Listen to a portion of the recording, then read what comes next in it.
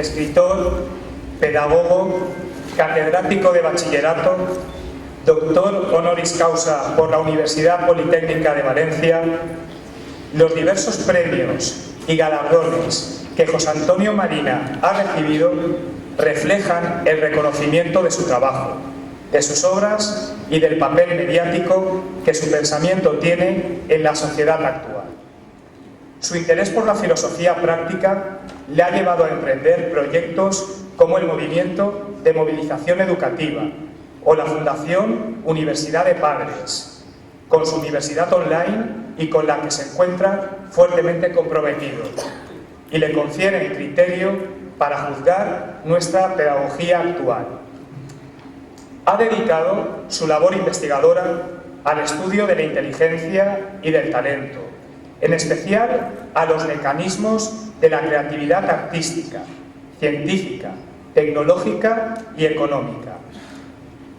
Para José Antonio Marina, conocer con claridad cómo funciona el cerebro humano, la inteligencia, no es una tarea para especialistas, sino una necesidad fundamental para todos, ya que la idea que tengamos de nuestro cerebro, de la inteligencia,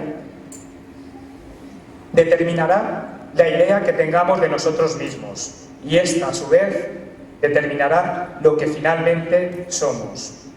Pero José Antonio Marina no solo dedica su labor investigadora al estudio de la inteligencia, también es un gran amante de la naturaleza. Dedica parte de su tiempo a la mejora de especies vegetales. De hecho, como resultado de su trabajo en este campo, ha conseguido inventar una nueva variedad de berza, la emperatriz de las jaras, la ha bautizado él. Como escritor, es autor, entre muchos otros ensayos, de Elogio y refutación del ingenio, Ética para náufragos, Dictamen sobre Dios, El rompecabezas de la sexualidad, La inteligencia fracasada, ¿Por qué soy cristiano?, La lucha por la dignidad y la magia de escribir. Colabora, además, en el diario El Mundo, en El Semanal y en otras publicaciones. Su trabajo ha merecido numerosos premios, entre los que destacan el Anagrama y el Premio Nacional de Ensayo. Y sin más preámbulo, doy ya la palabra a José Antonio Marina, quien va a impartir la conferencia La educación del talento, nuestros hijos protagonistas del siglo XXI. Gracias, profesor Marina, por su contribución a la celebración del cincuentenario del Colegio San Juan y San Pablo. Sus palabras, sus reflexiones serán, sin duda, un aliciente para continuar con renovada motivación la labor educativa que desde esta comunidad se lleva a cabo.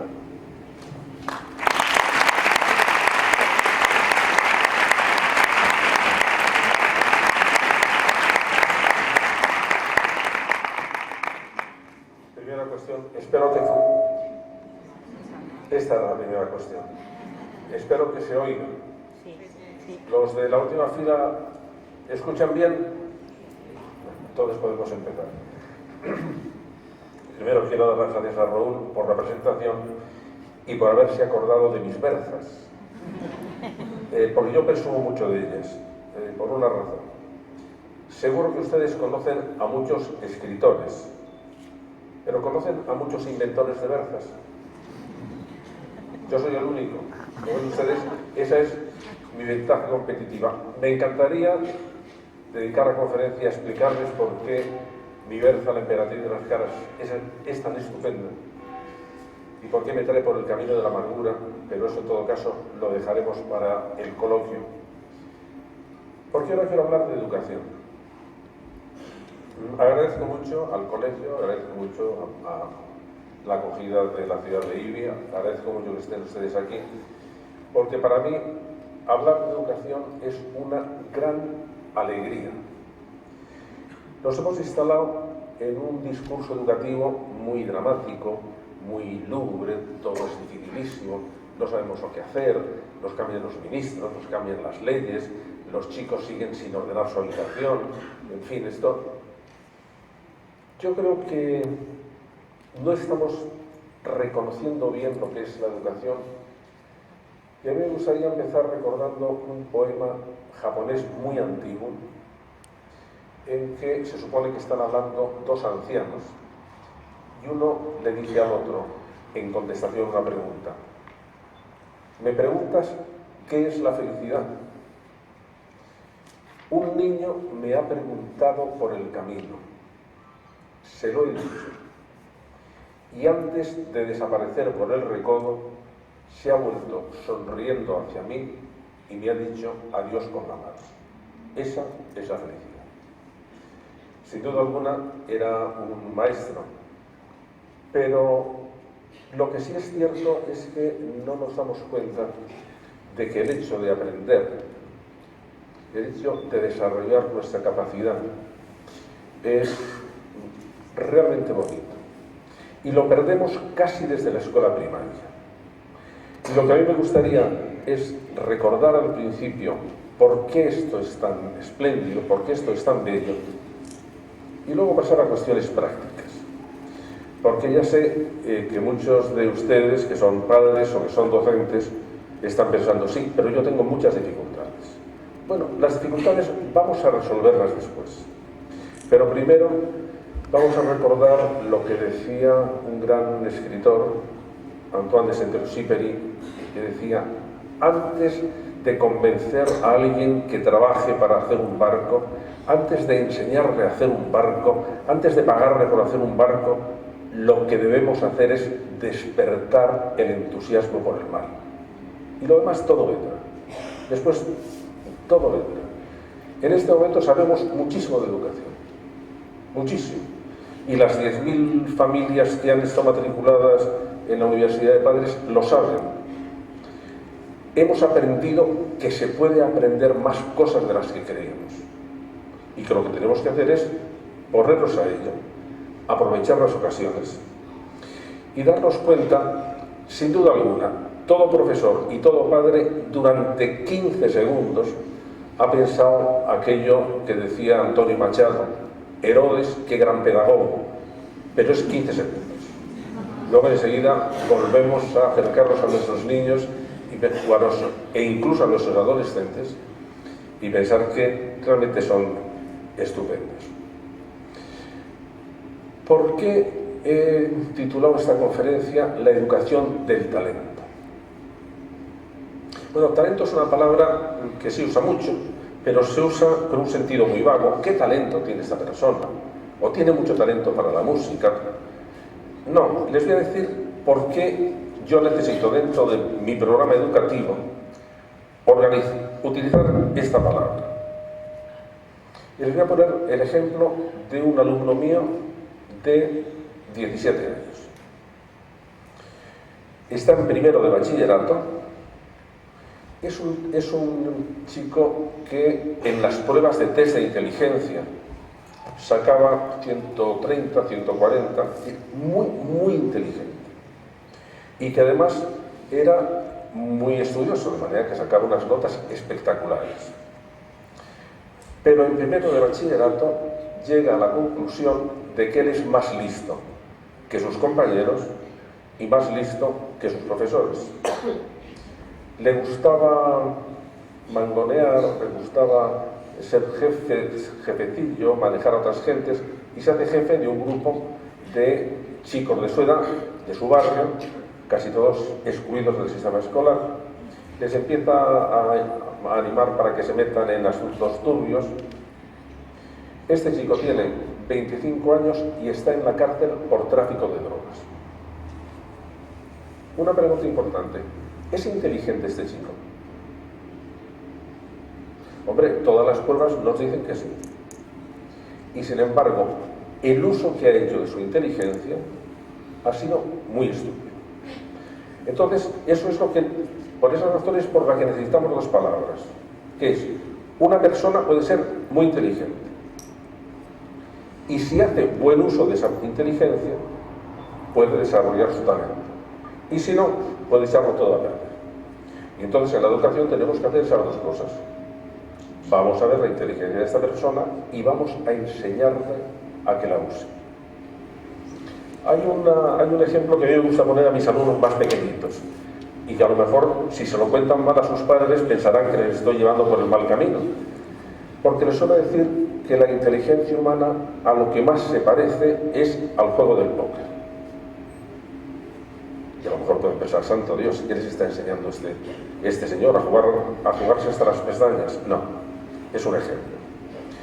Tanto en la vida como en el juego nos reparten unas cartas que no podemos elegir.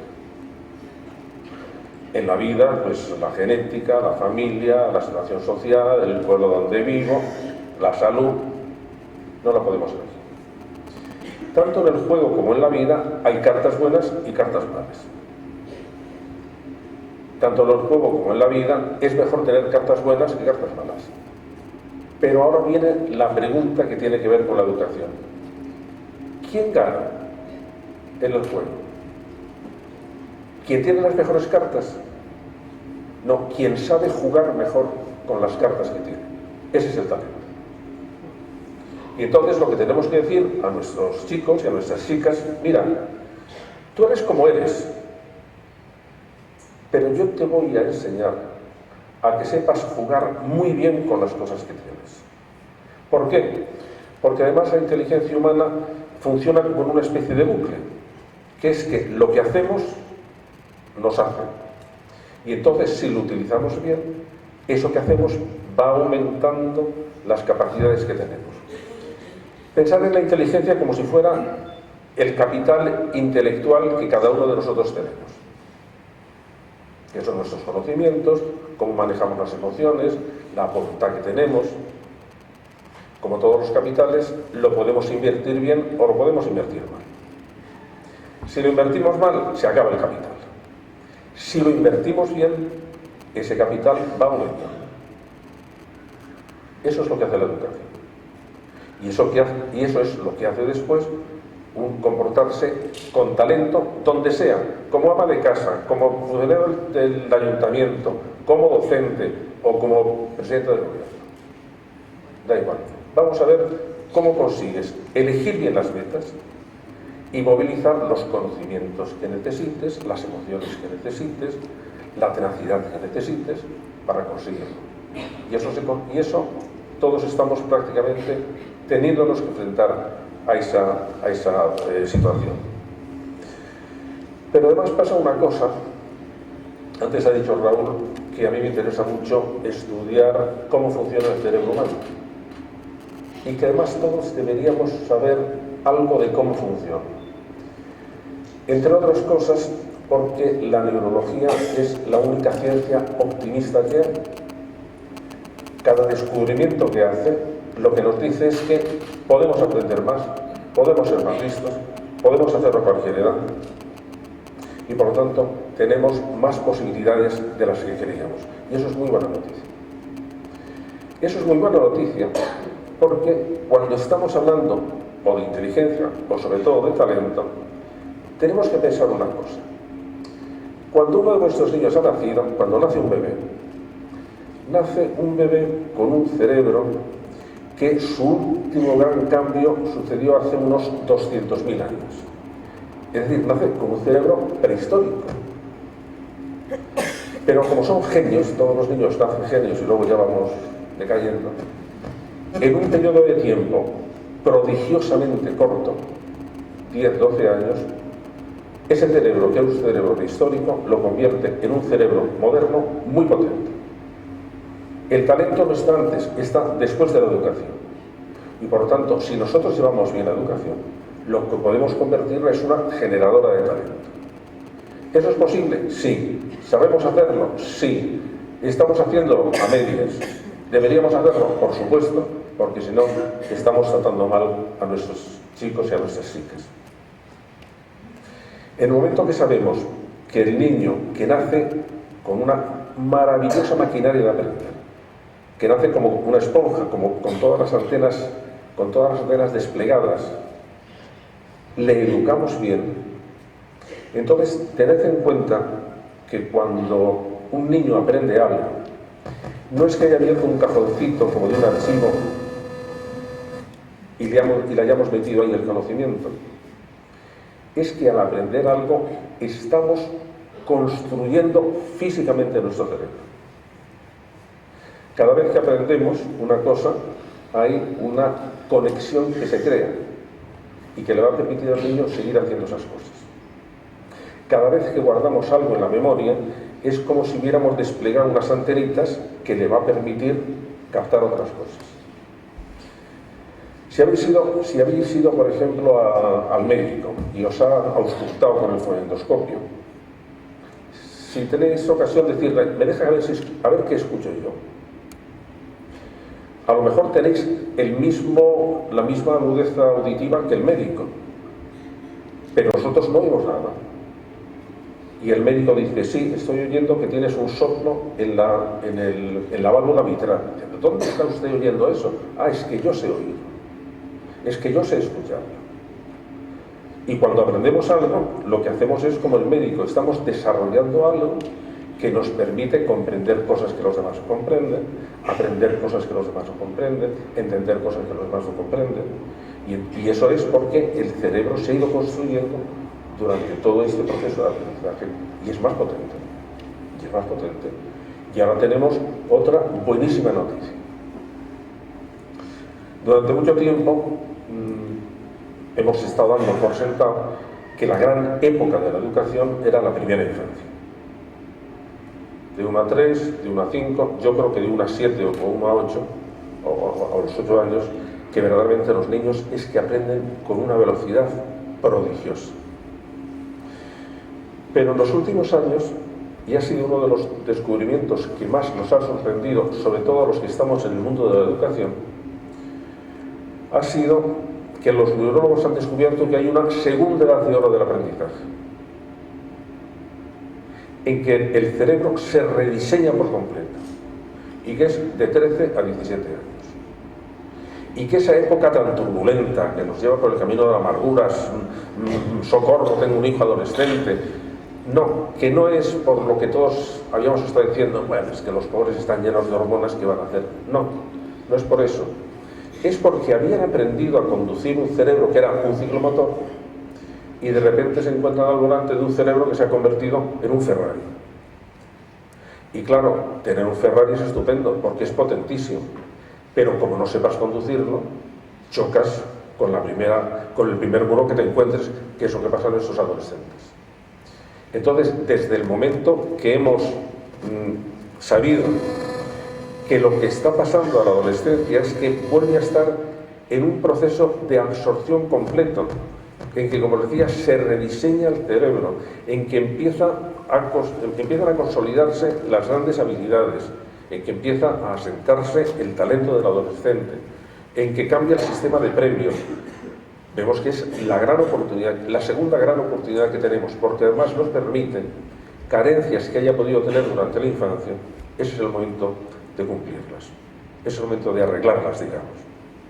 Y por lo tanto, estamos en un momento de entusiasmo educativo y también de responsabilidad educativa, porque sabemos todos los medios que tenemos a nuestra disposición. Sabemos que tenemos el cerebro de nuestros alumnos y el nuestro propio, lo tenemos dispuesto para aprender. Y para las personas ya que estamos aquí, es decir, que ya hemos pasado la infancia y casi todos habéis pasado la adolescencia, pues hay otra buena noticia que a lo mejor se entiende mal. Tal como están las cosas, vamos a tener que estar aprendiendo a lo largo de toda nuestra vida. ¿Y esto por qué? Mirad, el aprendizaje es el modo que tiene la inteligencia de irse acomodando al entorno de cualquier cosa, de cómo trabajo, de cómo me gano la vida, de cómo me relaciono con los demás.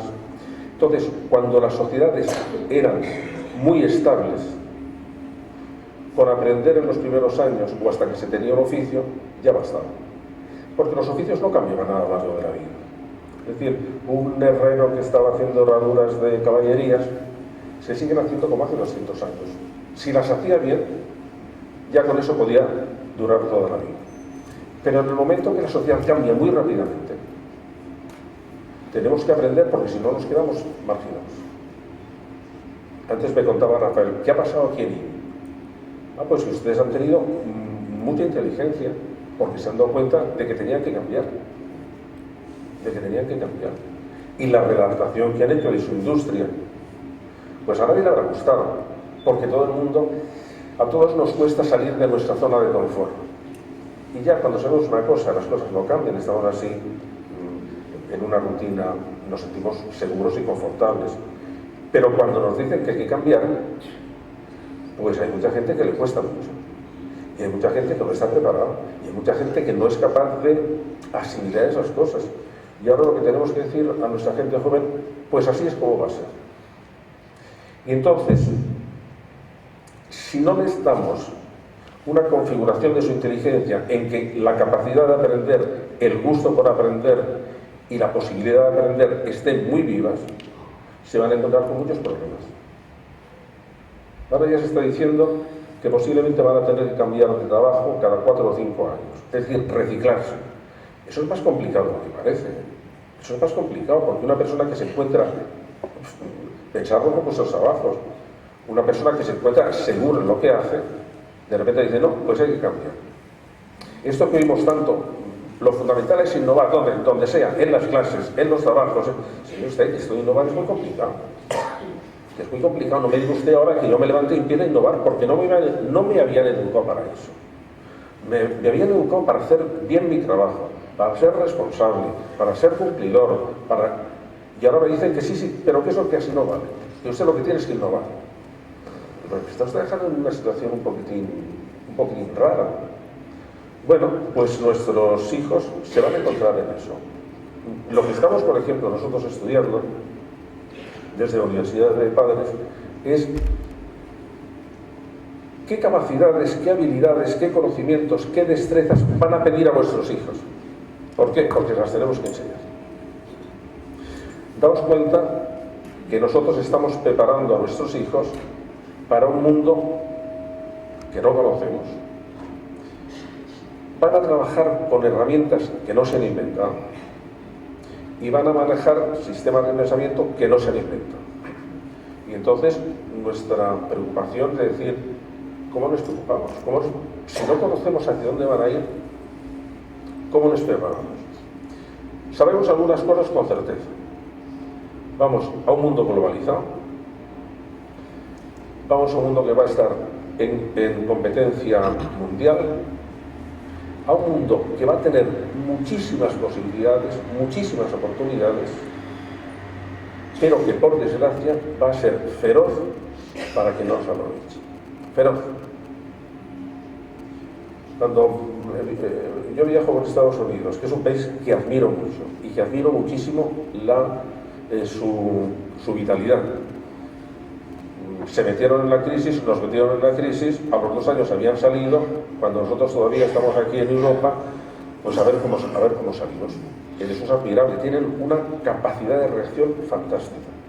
Dan oportunidades a todo el mundo, a todos, a los chicos, a todo el mundo, pero luego se encuentra uno, gente, los homeless, los sin casa, en los parques, y nadie se compadece de ellos.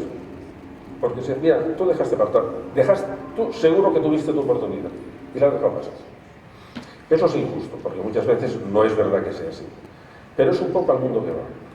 Entonces, la preocupación que tenemos, vamos a ver, ¿cómo organizamos el talento de nuestros niños o de nuestros adolescentes para que estén preparados para este mundo lleno de oportunidades, pero también muy duro?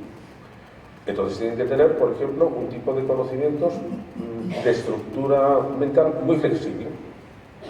Tienen que tener una capacidad de aprender muy viva. Tienen que sentir el gusto por aprender.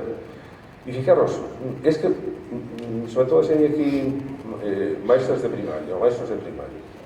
En primaria estamos presenciando un cambio en las malas escuelas de primaria, un cambio muy triste. Todo niño disfruta aprendiendo. Todo niño quiere aprender. Todo niño a los 4 años nos marea con las preguntas, y las preguntas no son nada más que una petición de información. Tienen mucha curiosidad. Y cuando entran en primaria siguen teniendo esa curiosidad. Lo que les interesa es aprender.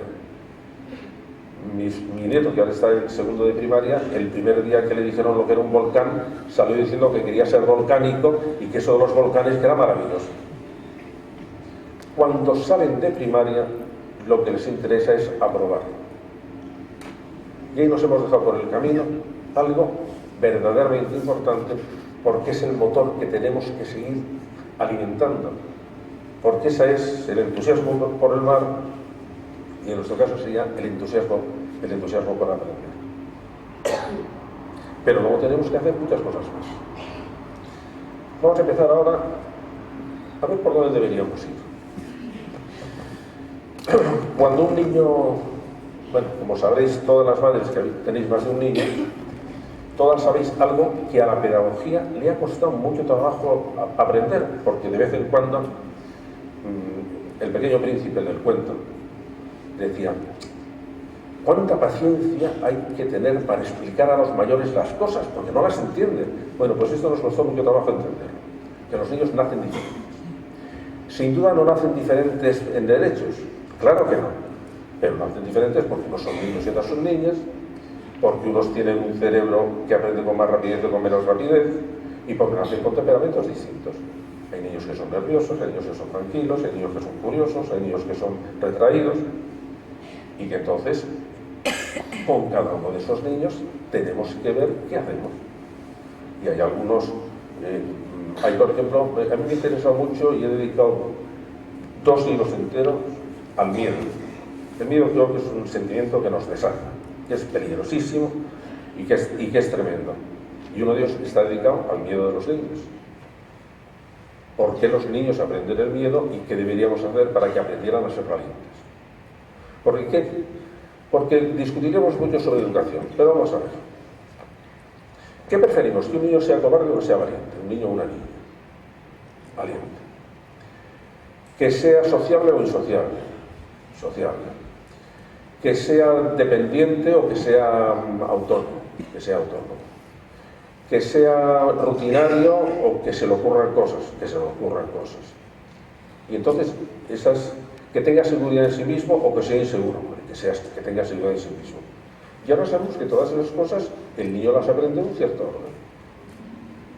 Y que no se trata tanto, que eso está muy bien estudiado, cómo aprende el niño a sumar, a restar, a leer. No, es que nos interesa otra cosa. ¿Cómo aprende el niño a tener seguridad? ¿Cómo aprende el niño a tener aguante? ¿Cómo aprende el niño a ser entusiasta? ¿Cómo aprende el niño a ser alegre? Porque esas cosas también las va aprendiendo el niño. Y sabemos más o menos en qué momento las va aprendiendo. Por ejemplo, todos queremos, cuando un chico o una chica entra en secundaria, a todos nos interesa que tenga ya algunas cosas muy claritas y que se hayan resuelto algunos problemas, porque si no se han resuelto antes de pasar a la secundaria, ahí lo tenemos muy difícil.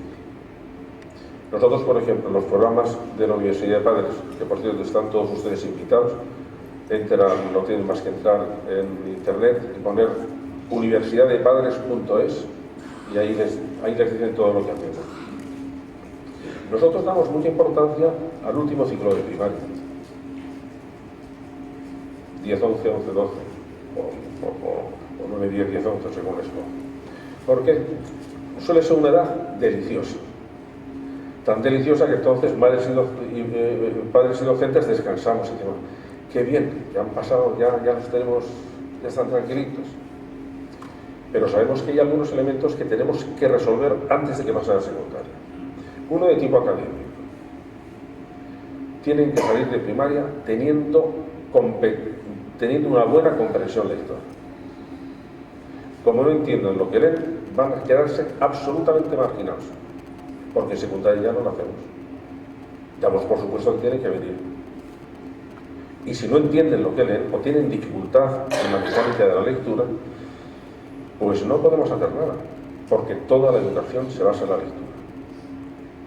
De manera que ese es un problema. Los otros 3 problemas son ya más de tipo emocional. Tenemos que resolver, antes de que pasen en secundaria, los problemas de timidez. Porque si un niño pasa siendo tímido a a secundaria en que va a estar en un ambiente en principio hostil, pero hostil por una razón, porque pasa de ser el mayor de primaria a ser el pequeño de secundaria, y cambian los profesores, y una cosa de enorme importancia, cambia el modo de que los docentes se vayan a relacionar con ellos.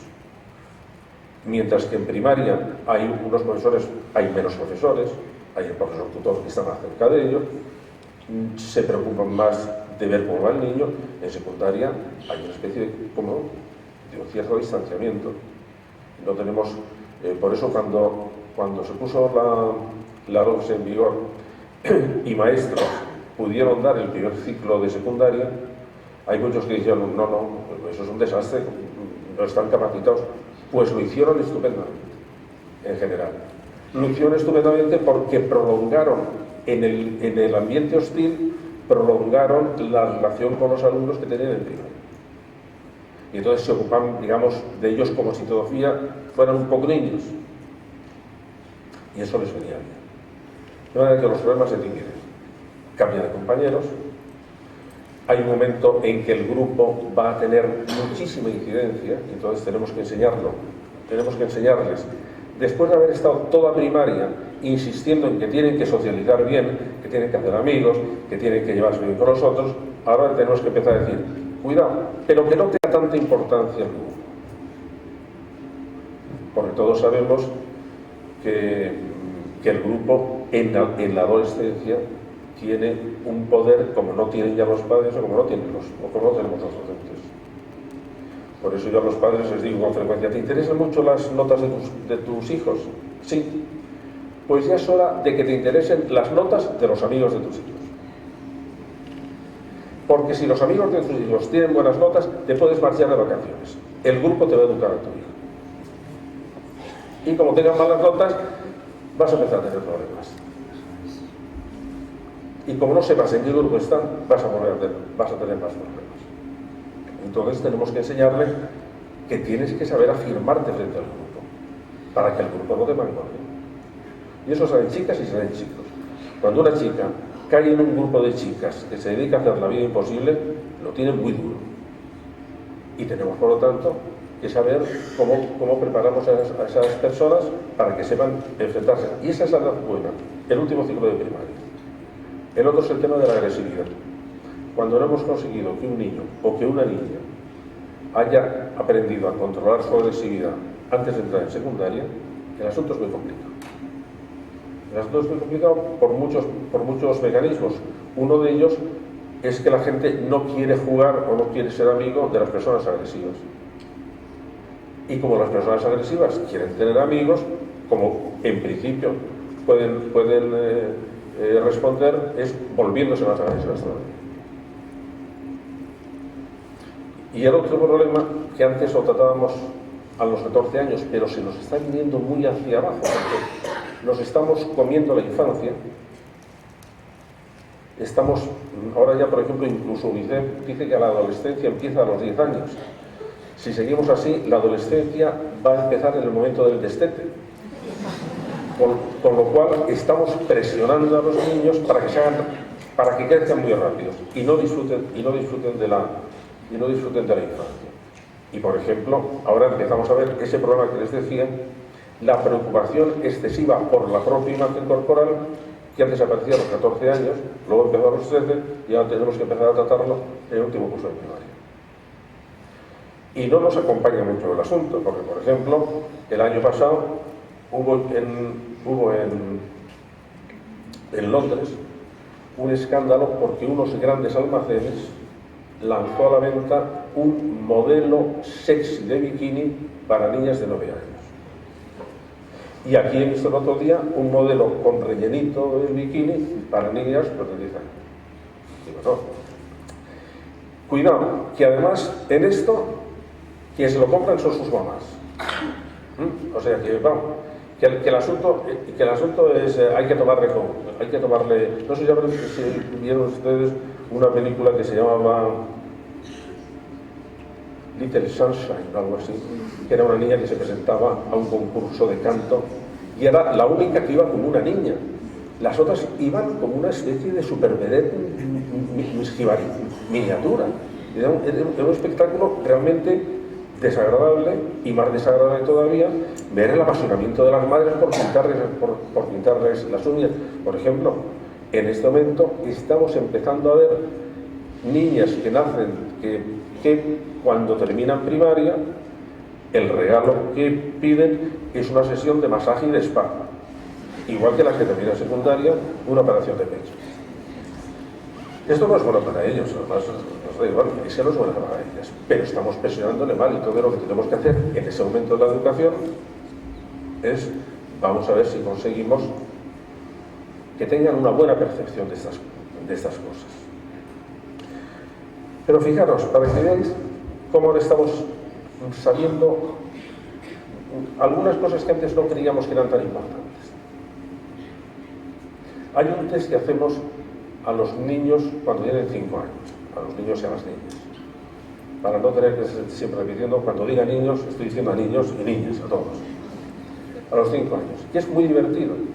Y que además lo podéis ver en YouTube porque os vais a divertir mucho. Se llama el test de las chucherías. A los 5 años. Y entonces consiste en darles al niño un pastel. Y decirle, mira, el pastel es tuyo, de manera que te lo puedes comer. Pero, si no te lo comes en el ratito que yo voy a estar fuera de clase, cuando vengas te le vas a poder comer y además te voy a dar un premio. Entonces salimos de clase, pero tenemos que poder observar lo que hace el niño. En YouTube está porque se la graban. Entonces hay niños que se zampan el pastel, pero vamos, antes de que la persona de la Hay niños que no quieren comérselo, pero adoptan una postura equivocada, que es que se sientan mirando fijamente el pastel, le dan así la vuelta, le levantan, cogen una amiguita. Bueno, esos al cuarto de minuto se van a comer.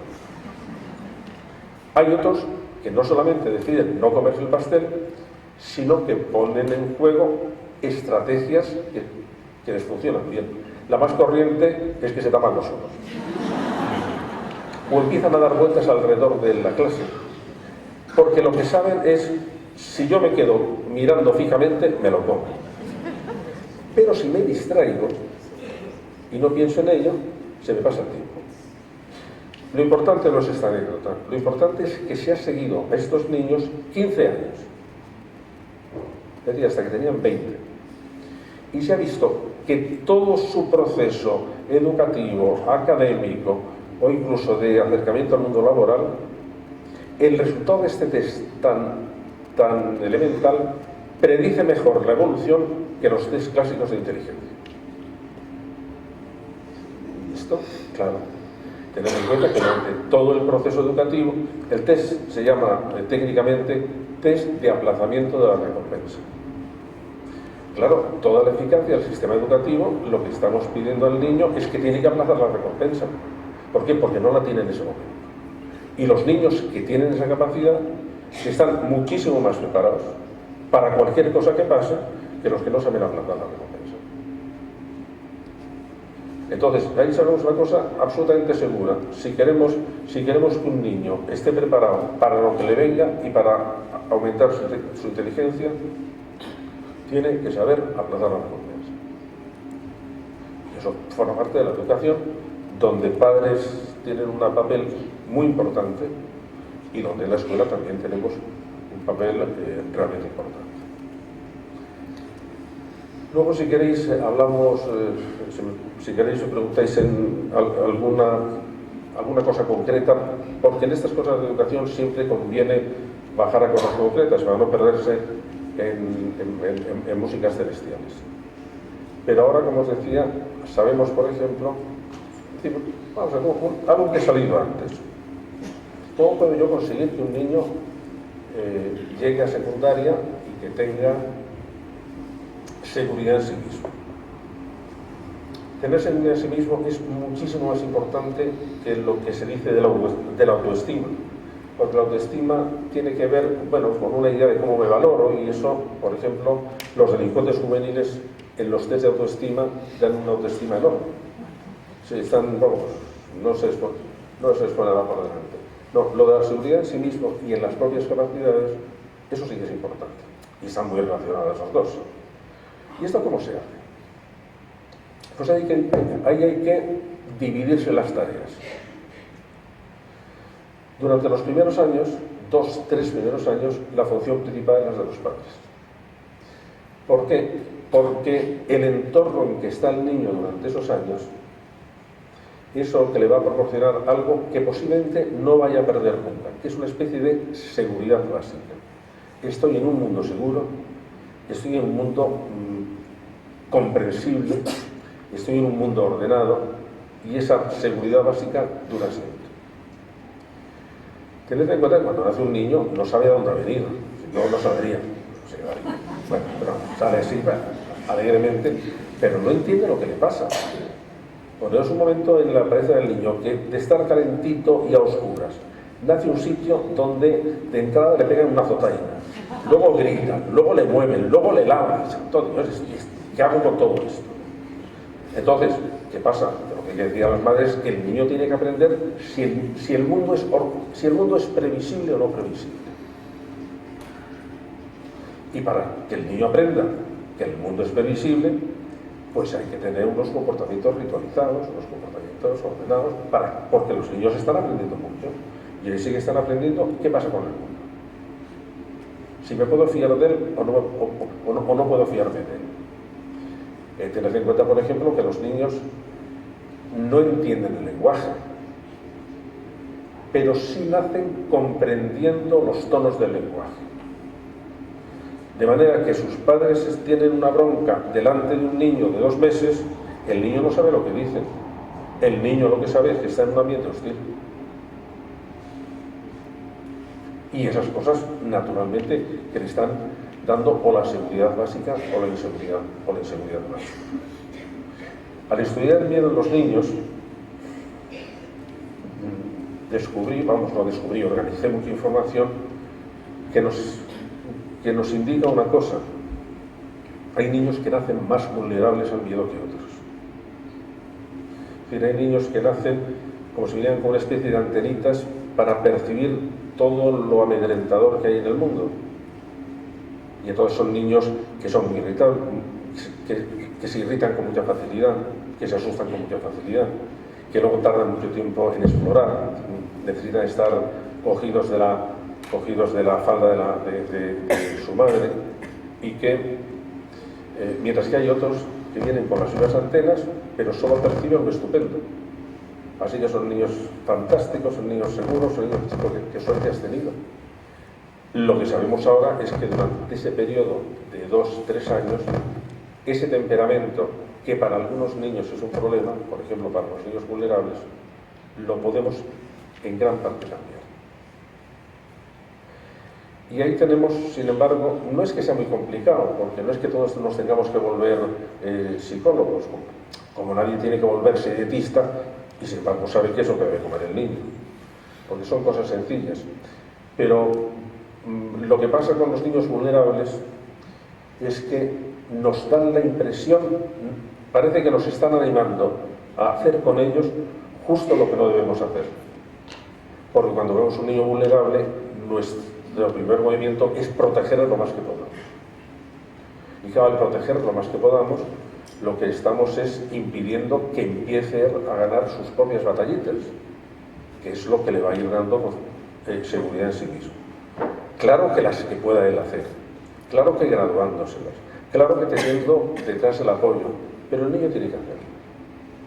El niño tiene que enfrentarse con sus problemas y tiene que saber resolver los problemas. Pero ya pasa a la escuela y esa seguridad básica se completa. Damos cuenta que estamos viendo a ver cómo podemos hacer que un niño tenga seguridad en sí mismo cuando llega a secundaria. Esa es la seguridad básica, que está relacionado con las relaciones de apego entre los padres, los cuidadores y el niño. Cuando llega a la escuela, necesita adquirir otra seguridad, que es la seguridad de que eres capaz de hacer cosas. Yo por eso quiero introducir en la escuela un nuevo derecho infantil, que sería así: todo niño tiene el derecho a experimentar el éxito merecido alguna vez durante su trayecto escolar. El éxito, pero merecido. Y cuando alguien me dice, sí, pero es que este niño es muy torpe. Ah, no, eso es cosa nuestra. Eso es cosa del docente, de ver cómo organiza las cosas para que ese niño tenga la sensación de que he sido capaz. Porque en el momento eso es tan agradable para los niños y tan agradable para los alumnos y para los adultos, que cuando conseguimos que sienta esa experiencia, ha picado el anzuelo educativo. Va a querer sentirlo otra vez. Va a querer experimentarlo otra vez. Yo recuerdo que tenía un alumno que se estaba ya en último curso de secundaria. Y era un alumno un poco desesperante. Buenísima persona, no daba la lata, se sentaba en la última silla, es como si no existiera. Pero no aprendía nada, vamos, no estudiaba nada. Un día le llamé y le dije, oye Eugenio, vamos a ver, ¿y tú qué haces los fines de semana? ¿Te tumbas en el sofá con palomitas a ver la televisión? Y me dice, pues sí, menos un sábado al mes. Y eso fue como en los tebeos cuando aparece la burbuja que se enciende una bombilla. ¿Qué es lo que le hace a este Eugenio de mi alma? ¿Qué es lo que le hace levantarse un día de fiesta? Y, oye, ¿y ese sábado qué pasa? Pues que hay en el Rastro es un mercado muy grande que hay en Madrid, en el Rastro, un sábado de cada mes, hay una exposición de pertrechos militares de la Segunda Guerra Mundial. Y pues que a mí me interesa mucho y los colecciono. Vamos a ver, coleccionas, qué sé yo. Vamos a ver, tú me podrías decir cómo eran las botas del ejército alemán. Y entonces ese chico me mira con una especie como de superioridad y me dice, bueno, tendrá usted que decirme el arma, el cuerpo de ejército y la graduación. No me digas, o sea que todo eso lo sabes. Claro, claro. Oye, ¿y por qué no vienes tú un día y explicas a tus compañeros de clase, que no lo habían oído decirle una palabra, ¿por qué no le explicas esto a tus compañeros de clase?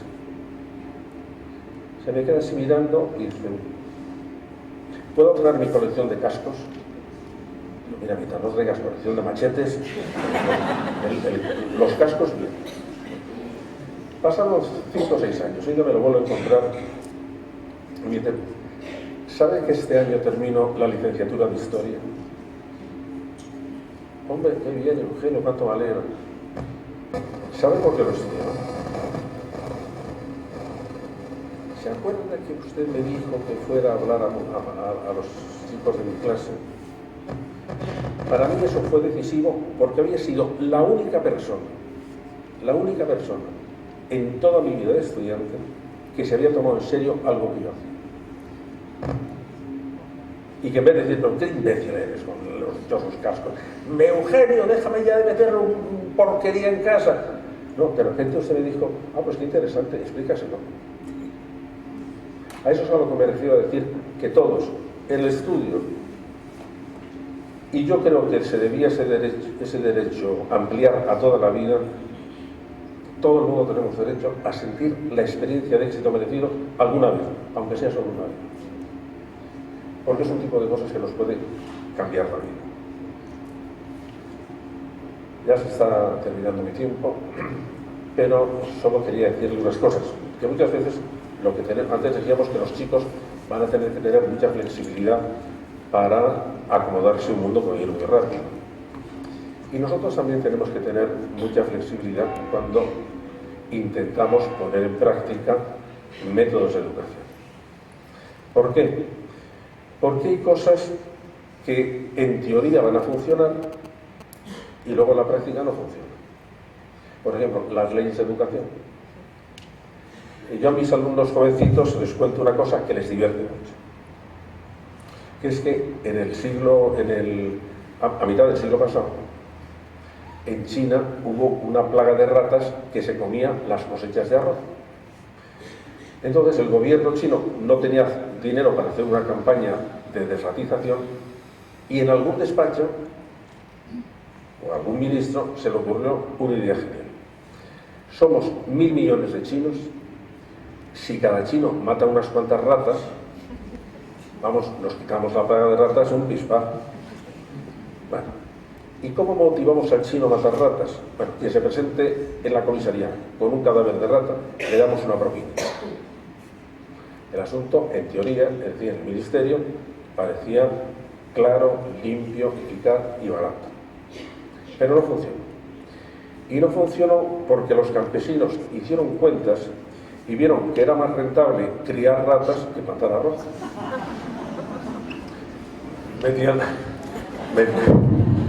Metían las ratas en la jaula, dejaban que la prolífica naturaleza obrara, hacían la escabechina de ratas y cobraban. Y no se tenían que preocupar ni del arroz, ni del agua, ni de los abonos, ni de las ratas. Una cosa que en teoría parece que va a funcionar, en la práctica no funciona. ¿Por qué? Porque en la práctica es donde deben funcionar las cosas. Yo ahora estoy en una especie de campaña nacional, así dicho grandilocuentemente, a la que también quiero que se sumen ustedes. Nos están haciendo creer que esto de la educación no tiene remedio, que el remedio es cambiar una ley, pero si da igual, si el cambio de las leyes no ha mejorado nunca la educación.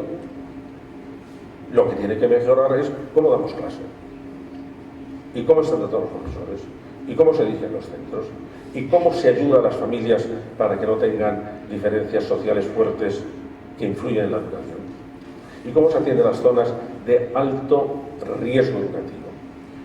Y eso no lo hace una ley, eso lo hace la práctica. Vamos a ponernos a trabajar, vamos a enseñar a los docentes que se van a ver en un proceso de evolución muy rápida por todo esto que les explica, a ver cómo se pone en marcha. Porque tienen que hacer cosas que antes hacían los maestros. Por ejemplo, antes el maestro, solamente por hacer maestro, tenía autoridad. Ahora el concepto de autoridad ha caído en todos los niveles. No tienen autoridad los jueces, no tienen autoridad los políticos, no tienen autoridad los curas, y tampoco los padres, como para tenerla nosotros. Y entonces tenemos que hacer otro tipo de cosas. Ahora, en la OCDE, en los estudios que hacen, les parece una cosa absolutamente disparatada. En España, en secundaria, se tardan entre 12 y 17 minutos en mantener el silencio en la clase. Con lo cual dicen, pues no me extraña que tengan ustedes un sistema educativo de bajo rendimiento, porque una cuarta parte del tiempo lo dedican a ver cómo organizo la clase. Pues tenemos que aprender. Alguien que se dedica a la docencia, seguro que le han enseñado mucha pedagogía de no sé qué. Pero ¿qué hago para mantener el orden en la clase? ¿Alguien se lo ha enseñado? No, pues es pues forma parte de nuestro oficio. Y entonces, es por ahí por donde van las cosas, por cuestiones prácticas y no por leyes teóricas. Y no es tampoco cuestión de financiamiento. Por eso, lo que yo quiero que se convenza a la ciudadanía, ahora que estamos en un año de muchas elecciones, para saber qué es lo que podemos elegir, qué es lo que podemos exigir a los políticos, es, con el presupuesto que teníamos antes de los recortes, que por tanto era asumible para España, alrededor del 5% del Producto Interior Bruto, podemos tener un sistema educativo de alto rendimiento en el plazo de 5 años. ¿Lo vamos a tener? No. ¿Por qué? Esa es la pregunta. ¿Y en qué consiste un sistema de alto rendimiento? Pues es muy fácil. Disminuir el fracaso escolar al 10%, que es lo que nos pide la Unión Europea. Subir las puntuaciones en PISA a 35 puntos, que es lo que tiene Finlandia, pero aquí en España también lo tiene Navarra. Y lo tiene La Rioja. Y Castilla-La Mancha está muy cerca. De manera que, ¿por qué no lo vamos a tener todo? ¿Por qué no hay un buen sistema? ¿Por qué el sistema de Navarra, el sistema de La Rioja, el sistema de Castilla-La Mancha o el sistema de Madrid es mejor que el de Valencia? No es por cuestión de dinero, es por cuestión de gestión. Y entonces lo que hay que saber es lo que se puede hacer. Y se puede cambiar y ponernos, subir los 35 puntos, nos ponemos al nivel de Finlandia, que es el modelo. Y no es tan complicado. Lo que pasa es que hay que saber que hay que hacerlo y comprometerse. Y decirme, yo en 5 años me comprometo a esto, o si no, hacer como hizo el ministro, me parece que fue el ministro de Educación con Tony Blair. que al coger el ministerio dijo: mire usted, estos son los objetivos educativos que me pongo, y si no los cumplo, me voy y dimito. Y tiene ya mi carta de dimisión, el primer ministro por anticipado. Si no consigo esto, me voy. No se tuvo que ir. ¿Por qué? Pues no cumplió. Pero si nadie le seguimos nada, si todos nos han metido un lío en la cabeza de: uy, es que esto es complicado, uy, es que esto es muy difícil, es que es cuestión de dinero, es que... No. Esto tiene una hoja de ruta, y es la misma hoja de ruta que han seguido los países que han cambiado espectacularmente en estos últimos años. Corea del Sur. ¿Cómo Corea del Sur ha llegado a tener uno de los mejores sistemas educativos? Pues porque se han puesto ahí. Así que esto es para que cuando empiecen las elecciones, una pregunta es: ¿a qué se compromete usted en 5 años? Y si no dicen a tener un sistema educativo de alto rendimiento, pues deben decir: pues usted, no me interesa, me está tomando el pelo. Me está tomando el pelo. Luego, siempre que hablo a un auditorio como vosotros, que tenemos toda la parte dura también de la educación, que es que muchas veces no nos parece que nos saben las cosas, tenemos que volver a repetirlas, nos podemos desanimar. A mí me gusta contar 2 historias, que alguno de vosotros a lo mejor ya me las ha escuchado. Una la sitúo en Toledo, porque soy de Toledo, mientras estaba construyendo la catedral. Entonces, un posible antepasado mío, que tenía ya esa especie de afición tan nuestra, que es que disfrutamos mucho de ir a trabajar a los demás, pues estaba dándose una vuelta alrededor de la catedral para ver cómo se construye. Y llega al sitio donde están los canteros, pues con el mazo, con el escopo. Intentar poner cara a los canteros, que seguro que lo reconocéis. Yo me voy a ser un constructor. Llega el primer cantero y le pregunta: oiga, ¿y usted qué está haciendo? El cantero debía tener un mal día y dice: pues aquí, con esta maldita piedra, de que lo dura que está, y el polvo, y el sol, y el capataz que es un cabrón, y el agua que está caliente, y el sol que no se pone nunca, en fin, esto es vasco. Pasa al segundo cantero, que está haciendo lo mismo, y dice: oiga, ¿y usted qué está haciendo? Lo que me ha mandado. ¿Y qué le ha mandado? Pues que desbaste esto, que desbaste esta piedra, que haga un cubo. ¿Y para qué? Yo qué sé. Pasa al tercero, que está haciendo lo mismo: oiga, ¿y usted qué está haciendo? Y el cantero le contesta entusiasmado: estoy construyendo una catedral. Estoy construyendo una catedral. Los 3 estaban haciendo lo mismo. Y los 3 estaban sudando y estaban cabreados. ¿Cuál era la diferencia? La diferencia es que el tercero mantenía el sentido de lo que estaba haciendo.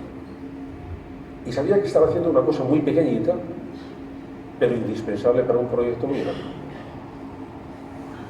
Y que precisamente el tener presente el proyecto muy grande es lo que le aliviaba de las molestias que tiene el hacerse una pequeñita. Los demás habían perdido el sentido y solamente estaban en lo desagradable que estaban haciendo. Claro, cuando nosotros, cada vez que estamos educando a un chico, a nuestro hijo,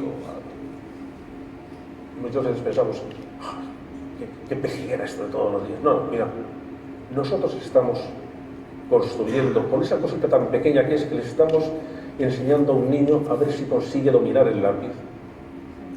Estamos colaborando al gran proyecto de: vamos a ver si ya mejoramos la humanidad de una vez por todas, vamos a ver si conseguimos salir de la selva, vamos a ver si conseguimos que estos niños lo hagan mejores que nosotros, vamos a ver si conseguimos que sean capaces de responder a los conflictos de mejor manera que nosotros, vamos a ver si les ayudamos a mejorar. Y eso es un gran proyecto. Y si perdemos ese gran proyecto, pues somos los más desdichados de los mortales, porque no vemos el sentido de ello. Y es muy fácil perder. Y la segunda historia es que hace unos años tuve que hacer el prólogo a las obras de un gran escritor, pero que tuvo mala suerte. Estuvo emigrado, murió fuera, no tuvo éxito, que se llamaba Max Aub. Y a mí me llamó la atención la frase que él había escrito para su epitafio. Y a mí me parece, yo me lo repito mucho, no tengo ningún interés en mi tumba, pero me parece una frase de una nobleza, de una humildad, pero al mismo tiempo de una especie de altanería. Lo que quería que pusieran en su tumba es: hice lo que pude. Hice lo que pude. Bueno, yo creo que si todos pudiéramos irnos un poco de tiempo a dormir, diciéndonos sinceramente, sí, el mundo está fatal, ya, pero yo he hecho lo que he podido. A lo mejor presenciábamos no solo en el mundo de educación, sino en el mundo de nuestros hijos, en el mundo de nuestras ciudades, en el mundo de nuestras calles. A lo mejor presenciábamos un cambio tan brusco como cuando tenemos un caleidoscopio y damos así una vueltecita, ya cambió la figura. Bueno, yo he hecho lo que he podido. Muchísimas gracias.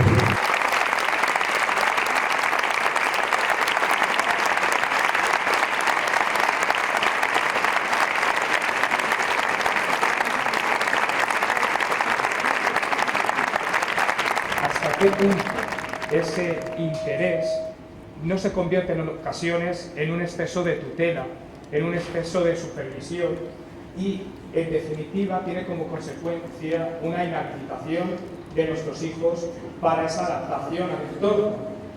Máxime lo pienso en una sociedad como la española, una sociedad familista, en la que nuestros jóvenes destacan por la emancipación tardía. Son los que más tarde dejan el hogar de sus padres. Por lo tanto, creo que vendría bien conocer sus pautas para buscar un cierto equilibrio.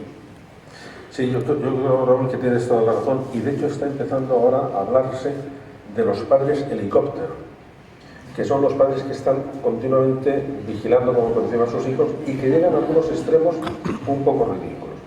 Yo, precisamente, por ver qué es lo que debemos enseñar a nuestros hijos, me reúno, y además ellos están encantados de hacerlo, con los directores, casi todas son directoras de recursos humanos de grandes empresas, para preguntarles, o sea, ¿qué estáis pidiendo a las empresas? Y el otro día, en una reunión con estas personas, era la directora de Relaciones Públicas de una multinacional de la informática, comentó, ¿qué cosa más rara me ha pasado?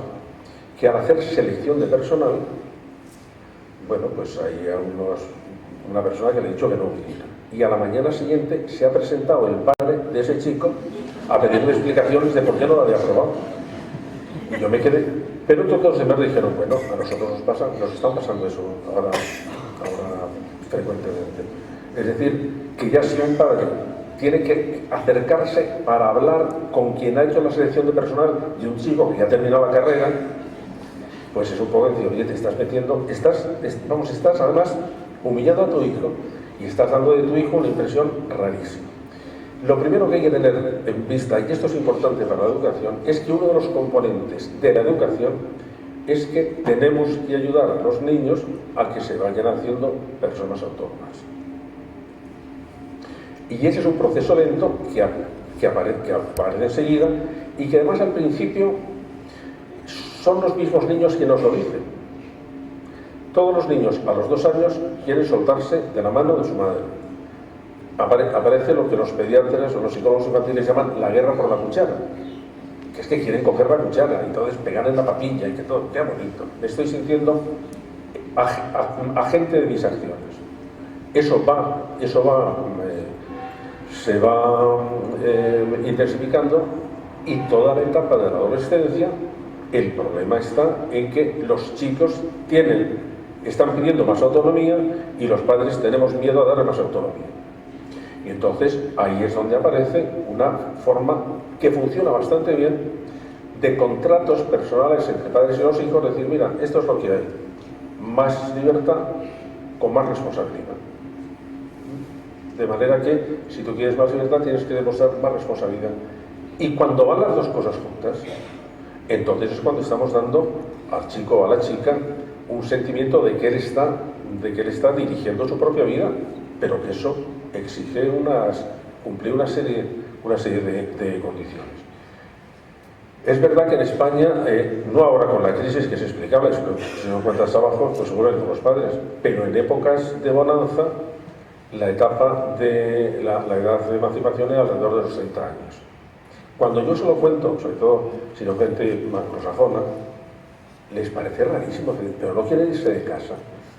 Y pues no, están muy confortables, están bien, pues no tienen toda la independencia cubierta, tienen después una parejita para el fin de semana, que cada uno después se va a su sitio. ¿Para qué? Vamos, yo os voy a decir una cosa medio broma, medio seria. Ahora que muchos padres nos preguntan, vamos a ver, mi hijo o mi hija quiere traer, que sea mayor de edad, que tiene 18 o 19 años, que vive en casa, quiere traerse a su pareja a que pase la noche en casa. ¿Qué te parece? Y digo, no, decir que no. Pero no por ninguna razón. Es porque, como se lo veis, no se os va de casa en la vida.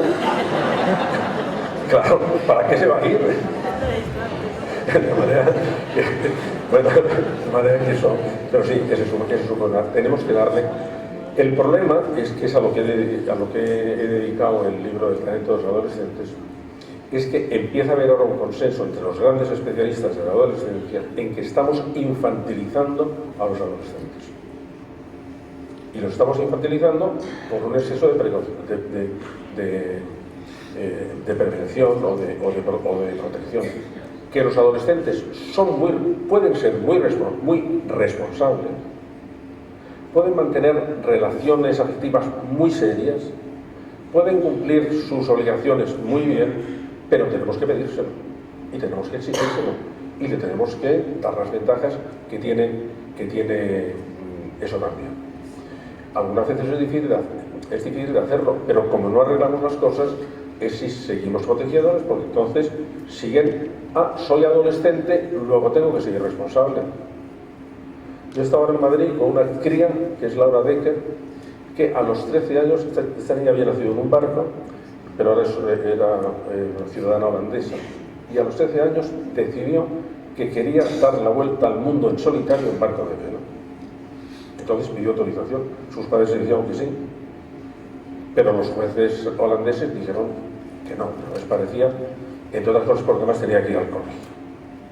Ganó 9 pleitos y por fin pudo dar la vuelta al mundo en solitario, pero tenía que parar de vez en cuando para mandar los deberes a la escuela. Y cuando decían, no, yo es que sabía que tenía que cuidarme de mí y tenía que cuidar de mi barco, pero yo sabía hacerlo y por lo tanto me empeñé con eso. Y bueno, pues tenía 14 años y fue capaz de dar la vuelta al mundo en solitario. Y entonces yo creo que podemos hacer lo que sea, pero tenemos que darle un poco más de cancha, pero una cancha exigente. Porque eso sí, nosotros solo tenemos 3 herramientas educativas. La primera, el cariño. La segunda, la exigencia. Y la tercera, la comunicación. Y en cada edad del hijo o del docente tenemos que cambiar las 3 cosas. Los adolescentes siguen necesitando el cariño y la ternura como los niños, pero no se os ocurra darle un beso a la salida de clase, porque me van a poner como una foca. Y entonces no sabemos cómo hacerlo. Bueno, necesitamos comunicarnos con ellos, pero nosotros en la Universidad de Padres tenemos un taller especial de cómo conversar con un adolescente. Y luego los padres se ríen mucho al verlo, porque ponemos todos de película. Vamos a ver, un padre o una madre decide que tiene que hablar con su adolescente. Cosa que a él no le apetece mucho, porque lo que divierte es estar hablando con sus amigos, estar mandando mensajes en WhatsApp a sus amigos. Pero bueno, mira, tenemos que hablar. ¿Cómo se hizo una conversación? Haciendo una pregunta. ¿Qué tal te van las cosas? Pues bien. ¿Y cómo sí? Haciendo otra pregunta. ¿Y aquella chica con la que salías? Vaya desgraciada. Bueno, pero ¿y no te gusta otra? No, ahora paso de las chicas. Y claro, así, a los 10 minutos, eso se ha convertido en un interrogatorio. Que luego me dijo, chico, mis viejos me someten al tercer grado una vez por la semana, así que, bueno, pues, porque es complicado, No es complicado, así como a los niños de 6, 7, 8 años, muchas veces hay que pararles, porque es que están deseando contarte todo y vienen contando y te lo cuentan otra vez y siguen contando, a los sacarles una conversación a un adolescente, hombre, pues por lo tanto no le hagas preguntas. O haces preguntas que no se puedan contestar como sí o no. Porque todas te van a contestar sí o no, van a pasar ya de la suya. Bueno, estas son cosas que tenemos que ir aprendiendo, pero que realmente sabemos bastante bien de cómo hacerlo. Prácticamente todos los problemas educativos tienen solución. Unos se tienen más tiempo, otros menos tiempo, pero prácticamente todos tienen solución. ¿Usted qué quería? ¿Quiere intervenir? No, vamos a ver. Sí es verdad que hay algunas zonas que se creía que maduraban más tardías que otras, que son las áreas de la corteza prefrontal. Y entonces, pero la conexión del área prefrontal con las áreas límbicas, esas se empiezan a conectar bastante pronto, y hay un punto importante que es alrededor de los 18 o 20 meses. Tiene un problema que si no son las vías que permiten a la corteza prefrontal, que es la que toma decisiones, controlar el área emocional. Cuando eso está mal o se interrumpe con alguna cosa, son personas que no pueden controlar bien las emociones. Después, los neurotransmisores, es que, aunque tenemos la idea de que el impulso eléctrico de que el impulso nervioso, que es un impulso eléctrico de bajo voltaje, se transmite como la electricidad en una red en que se conecta un cable con otro, el cerebro, que es muy complicado, no funciona así. Una neurona no se conecta con la otra, deja un huequecito entre las dos que se llama espacio intersináptico. Entonces, el impulso eléctrico llega hasta aquí, produce un neurotransmisor, y el neurotransmisor es el que pasa ese espacio y vuelve a repetir el estímulo en la otra neurona. Y esos neurotransmisores, unos aumentan la señal, otros disminuyen la señal. Por ejemplo, hay un neurotransmisor que es la dopamina, que es el que falla en las personas que tienen Parkinson. Y entonces la señal muscular no pasa bien el impulso, y entonces por eso los movimientos de una persona con Parkinson son movimientos, ya sabéis, muy alterados. Sí es verdad que creíamos que las zonas prefrontales maduran, antes se pensaba que eran los 20 o 21 años, y era una de las razones que se daban para decir que los adolescentes no podían controlarse. Ahora parece que puede ser al revés. Si no enseñamos bien a los adolescentes, va a tardar más tiempo en madurar su sistema prefrontal. ¿Alguna cosa más? Mi pregunta es, la gente como usted, exactamente cuando los políticos están intentando aprobar leyes sobre la educación, ¿dónde están?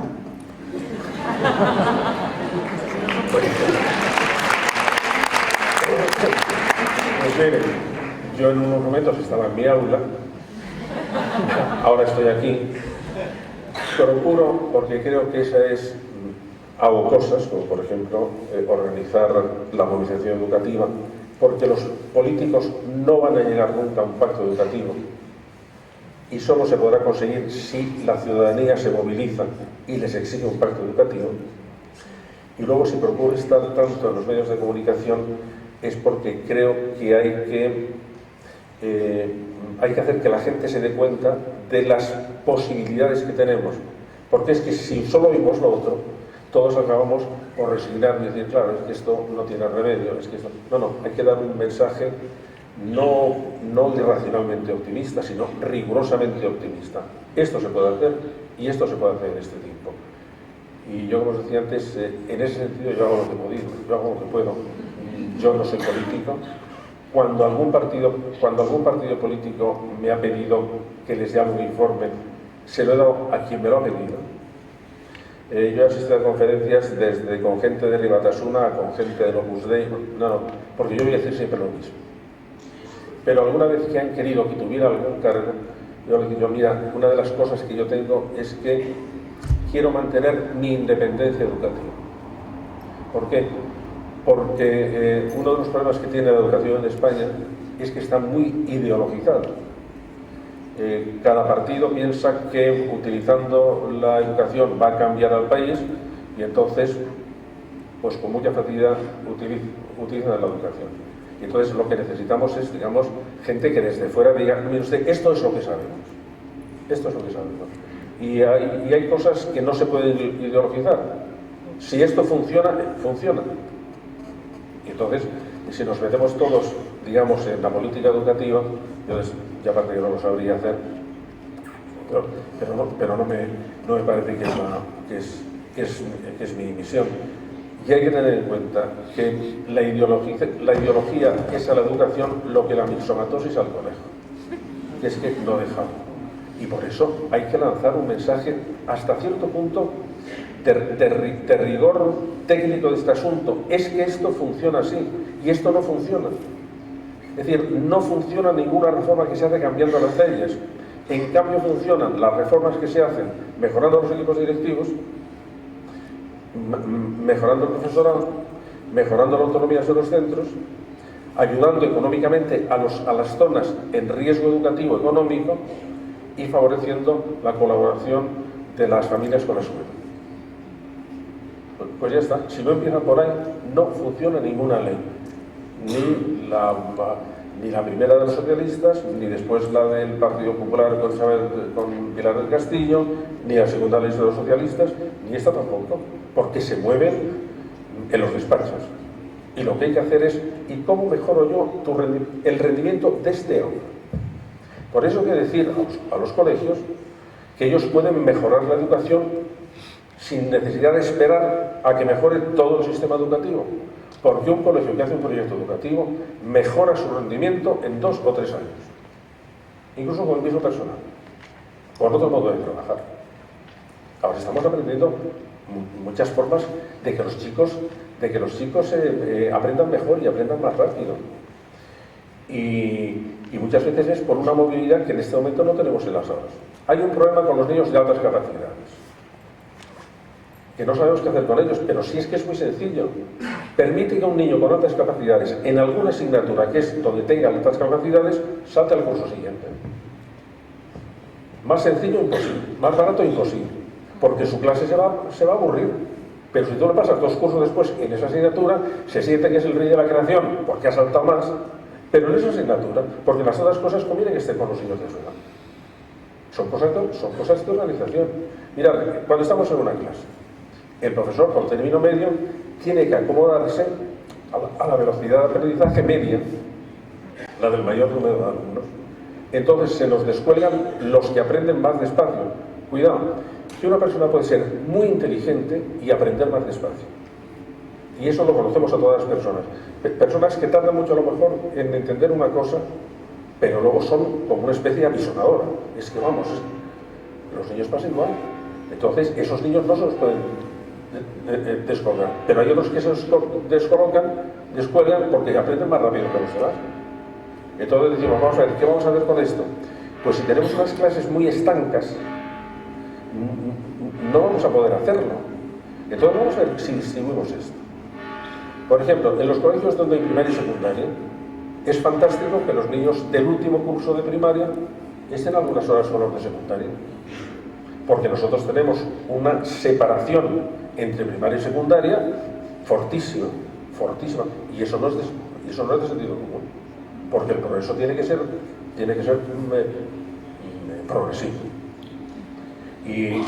O al contrario, o que personas del primer curso de bachillerato o del primer curso o de secundaria bajen a clase. ¿A qué? Pues a lo mejor a ayudarles ayudarle a algún niño que vaya retrasado a estudiar.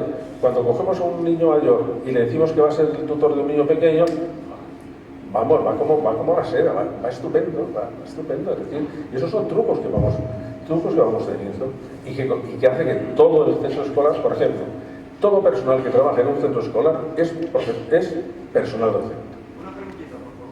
Por ejemplo, todos los que estamos en un centro educativo sabemos que los conserjes, oye, tienen un contacto con los chicos que a lo mejor no tenemos nosotros y les cuentan un montón de cosas. Son personal docente. Y los que están en la cafetería no los digo. Y las que están en administración, los que están en administración, pero ¿cómo no van a estar educando por la manera que tienen de tratarles? Yo recuerdo que una vez estaba hablando de este tema, me había invitado la alcaldesa de Málaga, me parece que era. Y el chofer de la alcaldesa, que me llevaba después al aeropuerto, me dijo, está en su conferencia. Y yo le podía contar, tiene usted razón en lo que he dicho, y yo le podía contar muchas cosas. Digo, ¿por qué? Porque yo fui chofer de un autobús escolar 17 años. Y yo me los sabía de memoria. Y a mí me aguantaban cosas que no aguantaban a sus profesores y no aguantaban a sus padres. Yo he pegado unos de pescozones cuando un crío que llevaba desde la escuela ya se creía que era el chichete y entonces empezaba a decir, es que esta profesora, ¿cómo las profesoras? A las profesoras con más respeto. Y tiene razón, yo me consideraba que era personal educativo.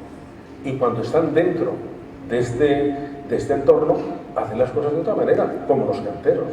como los canteros. No estoy aquí únicamente aguantando la pepla del que viene, no, estoy colaborando al proyecto educativo del centro. Y bueno, como veréis, tenemos muchas cosas que hacer, muchas posibilidades, así que seguro que las aprovecharemos. Muchísimas gracias.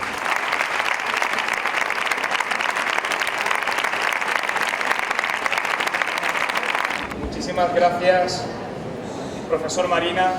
Sabíamos que usted es una persona creativa, rigurosa y seria, coherente y fiel a sus ideales, cualidades estas que caracterizan a todo un educador. Usted lo es, y como tal sabe transmitir su pensamiento y ese sentimiento de compromiso social que de algún modo también hoy nos ha dejado aquí en el Colegio San Juan y San Pablo de Ibi. Por todo ello, agradecemos su enseñanza con un juguete antiguo de colección, ejemplo de la cultura material que transformó a esta localidad y que sigue identificando a esta tierra y a sus gentes por todo el mundo. El presidente de nuestra fundación, don Rafael Climent Bernabeu, le hace entrega del mismo.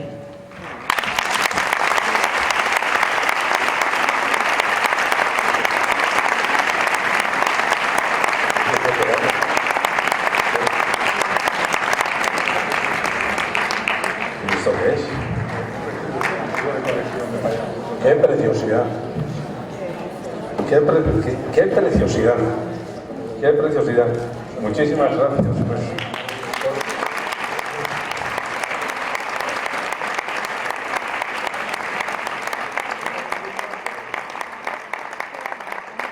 estaba en el museo, pero desde luego en una de las estanterías de mi biblioteca va a estar seguro, así que me acordaré de ustedes mucho. Muchísimas gracias. Hemos disfrutado y aprendido. Esperamos ponerlo en práctica de manera adecuada. También agradecemos su presencia a todas las personas que nos acompañan. Nos despedimos de momento y recordamos que próximamente nos volveremos a ver en las actividades del 50 aniversario. En la página web habrá más información. Gracias a todos.